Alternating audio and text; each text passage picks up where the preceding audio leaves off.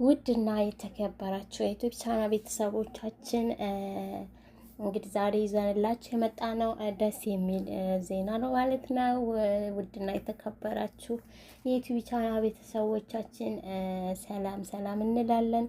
እንግዲህ ዛሬ ይዘንላችሁ የመጣ ነው በጣም ደስ የሚል ዜናና የምር ለብዙ ኢትዮጵያውያን እናትና አባቶችና እህት ወንድሞች ደስ የሚያሰኝ ነገር ነው ማለት ነው። እሱም በሳዑዲ አረቢያ እንግዲህ በህገ ወጥ ስራ እየተያዙ ብዙ ልጆች በቃ በሰው ሀገር ብዙ አመት ታስረው ተሰቃይተው የሞት ፍርድ የሚፈረድባቸው በጣም ብዙ ናቸው። ቤት ይቁጠረው በጣም ብዙ ልጆች ቀርተዋል፣ አንገታቸው እየተቀላ ቀርተዋል ማለት ነው። ወስ ቤተሰብ በሌለበት ጠያቂ በሌለበት ሀገር ላይ ከብዙ እስራትና ከብዙ መንገላታት በኋላ የሞት ፍርድ ተፈርዶባቸው የሞት ፍርድም ውሳኔ ተላልፎባቸው ብዙ ልጆች አንገታቸው የተቀላ ብዙ ልጆች እናውቃለን ማለት ነው። በጣም የሚያሳዝን ነገር ነው።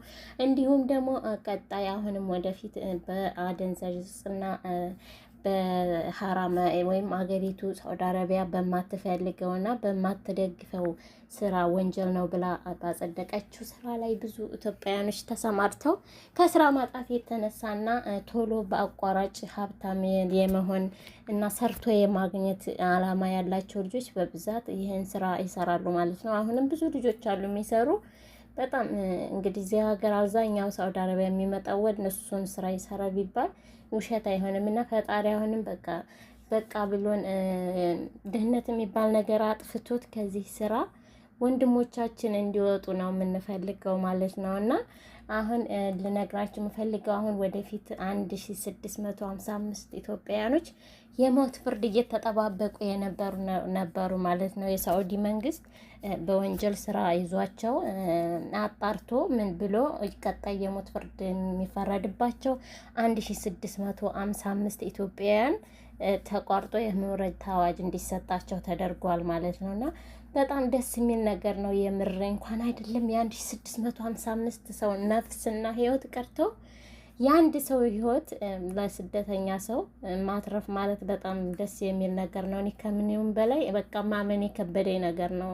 እውነት ነው ብዬ ራሱ ላስብ አልቻልኩም። ምክንያቱም ይሄን ሁላ ሰው ማትረፍ ማለት እውነት መንግስታችንም ኤምባሲያችንም ለዚህ ምህረት እንዲደረግላቸው ለተሳተፉ አካላት በሙሉ በጣም የሚያስደስትና በጣም ሊያስመሰግን የሚገባ ነገር ነው ማለት ነው። እና እንደ እምነትም የኦርቶዶክስ እምነት ቤተ ክርስቲያንም በራሷ ምህረት እንዲደረግላቸው ጥያቄ ለሳዑዲ አረቢያ መንግስት በኤምባሲ በኩል አድርሳ ነበረ እና ያ ሁሉ ተሰምቶ የ1655 ኢትዮጵያውያን የሞት ፍርድ ውሳኔ ተትቶ አሁን ነፃ ወጥተው የምህረት አዋጅ ተሰጥቷቸው ወደ ሀገራቸው እንዲገቡ ፕሮሰስ እንደሚጀመር ነው ማለት ነው። እና አዲስ አበባ ነው ሰኔ 4 ቀን የሚል ነበር። በሳዑዲ አረቢያ የተለያዩ ወንጀሎች ተጠርጥረው የፍርድ ህይወት ላይ የነበሩ 1600 ኢትዮጵያውያን በተደረጋላቸው ከፍተኛ የዲፖስ ማለት ጥረት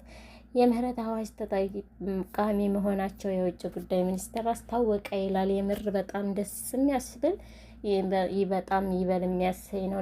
ነገር ግን በዚሁ 1655 በጣም ትንሽ ነው ብዬ ነው አሁንም የማስበው። ብዙ ልጆች አሉ ብዙ በቃ አይደለም ቀርቶ ከአንድ አካባቢ እንኳ አራት አምስት ልጆች በዚህ ስራ ተይዘውና እስር ቤት እስካሁን ምንም ፍርድ ያልተሰጣቸው እንዲሁ ስራት ላይ 4 አመት 5 አመት 3 አመት የታሰሩ ብዙ ልጅ የምናውቃቸው ልጆች አሉና አሁንም መንግስት በቃ ይሄን ነገር ከድህነት አንጻር ገንዘብ ከማግኘት አንጻር መሆኑን አውቆ የሀገሪቱን ሕግ ካለማወቅ አንጻር መሆኑን አሳውቆ አሁንም ለሚቀሩት ብዙ በየእስር ቤቱ ጠያቂና አስታዋሽ ላጡ ወገኖቻችን አሁንም እንደዚሁ የቀጠለ ጥረትና እርምጃ ቢደረግላቸው ብዬ አሁንም እለምናለሁኝ ማለት ነው።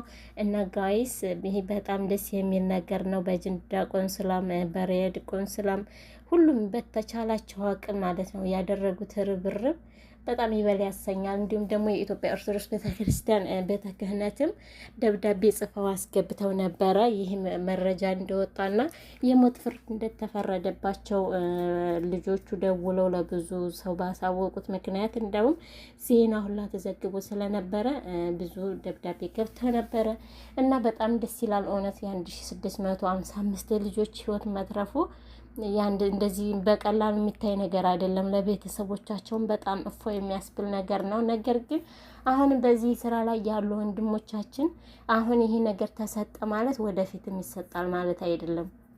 ቀጣይ ምንም ምህረት ላይኖር ይችላል። ስለዚህ እንደዚህ ስለሆነ መንግስት የዚህ ሀገር ህግና መንግስት በጣም አስፈሪ መሆኑን ተገንዝበው በቃ ከዚህ ስራ ላይ ብትቆጠቡ በቃ መኖር ይሻላል። መቼም ሀብታም ከመሆን መኖር ይሻላል ከመሞት ማለት ነው። ገና ለቀነው ሀብታም ይኮናል ተብሎ ውድ ህይወት ያውም ከሞታማ ሞት እንደዚህ በሰው ተቀልቶ ከመሞት ድህነትን ይዞ መኖር ይሻላል ብዬ ነው ማምነውና እባካችሁ አሁንም እረፉ። እንደዚህ አይነት ስራ የምትሰሩ ወንድሞቻችን ሌላ ስራ ስሩ፣ ቀለል ያለ ስራ ፈልጉ።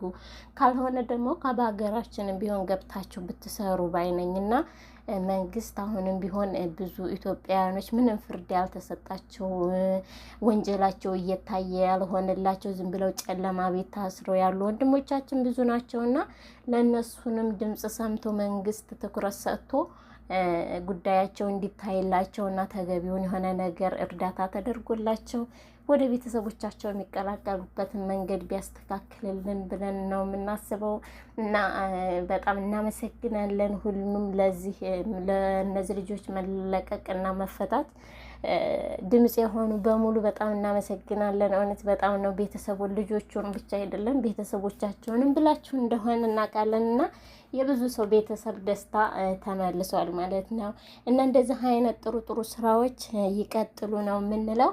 የሚበረታታ ነው የምለው።